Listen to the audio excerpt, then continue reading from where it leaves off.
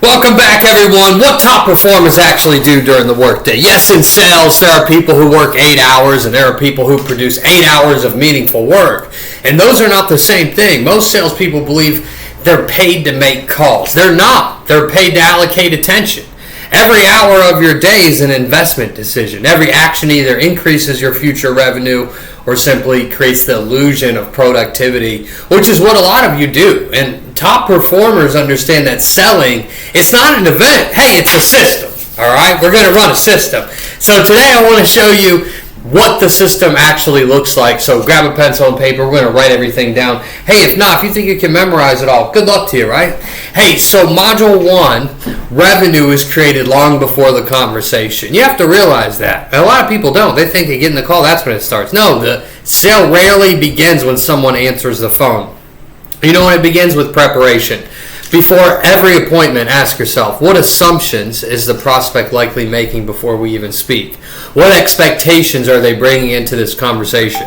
Where is the friction likely to appear? What information do I need to uncover before I even think about recommending anything?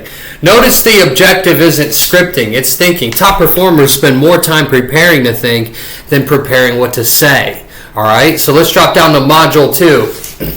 Separate high leverage work from motion, okay? And one of the biggest mistakes in sales is confusing movement with progress, like answering emails, reorganizing your CRM, changing colors, cleaning your calendar, reading internal chats. Those activities feel productive because you're moving, right? But movement isn't leverage. Leverage is anything that increases the profitability of future revenue. That includes having another meaningful conversation, following up with someone who already trusts you, improving a weak section of your sales process, learning something that permanently raises your ability. Hey, ask yourself constantly, okay? Does this activity create revenue or simply consume time? All right? You got to make good decisions when you're out there in the field. You got to make good decisions when you're out in the game. The next thing is, let's drop down to module 3. I had to check my emails, right? See if someone needed me.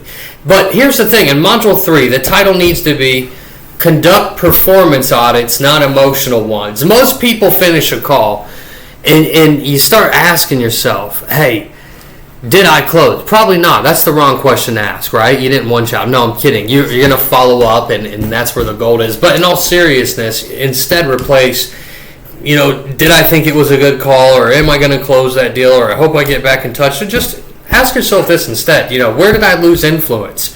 Where did I make the prospect think harder than necessary? We don't want them to think hard, right? We want to make it easy for them. Which question changed the direction of the conversation?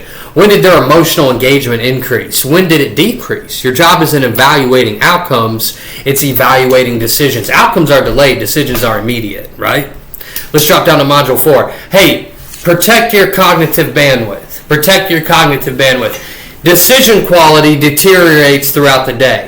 Right? Every unnecessary decision consumes mental energy. Top performers eliminate avoidable decisions. Your darn templates, checklists, constant workflows, always messing with those, rolling around in your text templates. Looking at other things. It's crazy. The less energy you spend deciding insignificant things, the more attention you have available for conversations that actually generate revenue, help you hit your numbers, help you grow your business, so to speak, if you are a firm owner. Module 5, okay? Module 5. You got to build intellectual capital every day, right? Every objection, every successful transition, every analogy, every story, every difficult personality, every unusual question. You probably get a lot of those a day. Have some fun with it. You need to get it written down. It should become documented knowledge. Your experience should compound. Imagine making the same mistake for 5 years because you never captured the lesson. They need to think about it. John, figure that out, brother. Figure that out. It's crazy. So your notebook becomes one of your most valuable business assets. Module 6. Module 6, hey, treat your pipeline like a financial portfolio. Listen, investors don't depend on one stock. Sales professionals shouldn't depend on one opportunity. Healthy pipelines contain different stages of commitment. You got your new opportunities, active conversations, pending decisions, long-term follow-up, former prospects, referral relationships, right? Diversification doesn't just reduce financial risk, it reduces emotional volatility, right? When your pipeline is healthy, you negotiate differently because no single prospect can control your emotions, right? All right, hey, let's go over to Module 7. Listen, you got to learn how to recover dead time. Okay, you got to figure that out. Most people lose 45 minutes here or there, 20 minutes there, 10 minutes waiting, 5 minutes after lunch. Look, these tiny fragments, okay, they accumulate into hours. Those fragments determine careers. Just think about it. All that nonsense you're doing, messing around, not dialing, selling, and closing, dude, that's taken away from a lot of money. Review one call, review one page, refine one email. Hey, you got to do something that is geared towards generating revenue.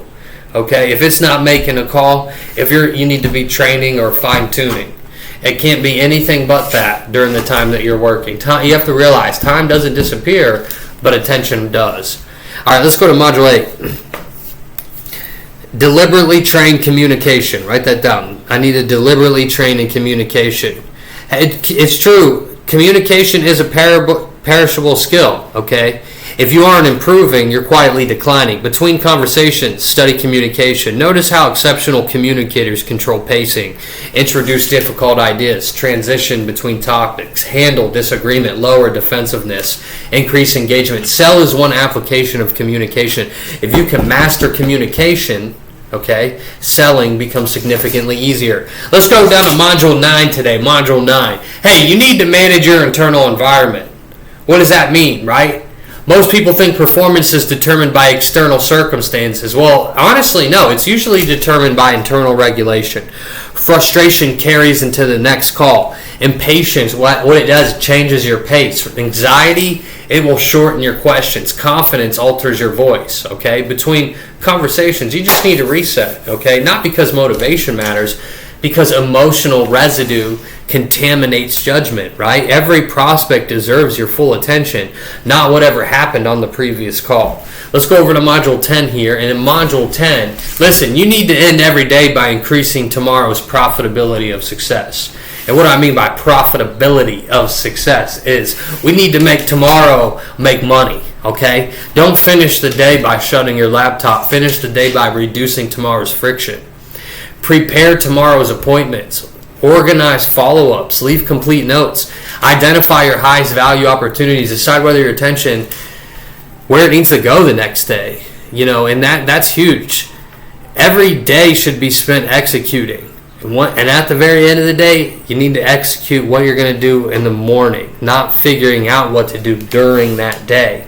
And by doing this throughout the workday, focusing on things that are constantly generating revenue. If I'm not dialing, selling, and closing, I'm training. That way I'm not complaining, right? All of this stuff matters. Now, when you're out of work, right, you don't need to be focused on all of this stuff, you know.